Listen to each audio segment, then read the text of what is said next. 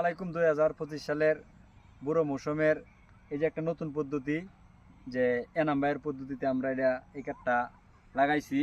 এনামবাইয়ের পদ্ধতিতে ক্ষেত লাগাইলে যে প্রতি শতকে 60 কেজি ধান উৎপাদন করা সম্ভব। যেরকম এনামবাইয়ের পদ্ধতি হলো যে এই জ্বালার বয়স হতে হবে কম এবং এই 5টি 6টি করে জ্বালা দিতে হবে প্রতি গুছাতে মোটা মোটা। কিন্তু আমরা এনামবাইয়ের পদ্ধতিটা শতভাগ এই করতে পারি নাই। আমাদের জ্বালার বয়স হয়ে গেছিল বেশি এবং জ্বালা লাগানোর ক্ষেত্রে দেওয়া হয়েছে 3টা 4টা। এরপরেও মাসাল্লাহ এই অনেক ভালো হয়েছে, অন্য ক্ষেত্রের চাইতে এনামবাইয়ের ফর্মুলাতে আমরা যে ক্ষেতটা করছি এটা অনেক ভালো হয়েছে। এই যে দেখেন আমরা জ্বালার বয়স বেশি হয়েছিল এবং জ্বালা 2টা 3টা 4টা করে দেওয়া হয়েছে, এই বেশি দিতে পারি নাই। এরপরেও দেখেন এই যে দেখেন অনেক খুশি আসছে ইনশাল্লাহ।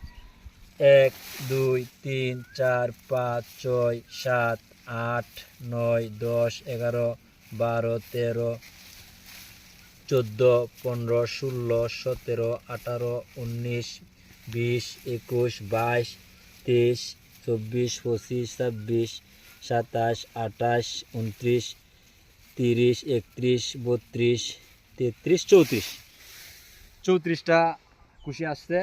তে এই ফর্মুলাতে এনামবাইয়ের ফর্মুলাতে যদি আমরা কৃষি করতে পারি অবশ্যই প্রতি শতকে 60 কেজি ধান উৎপাদন করা সম্ভব। আল্লাহ হাফেজ।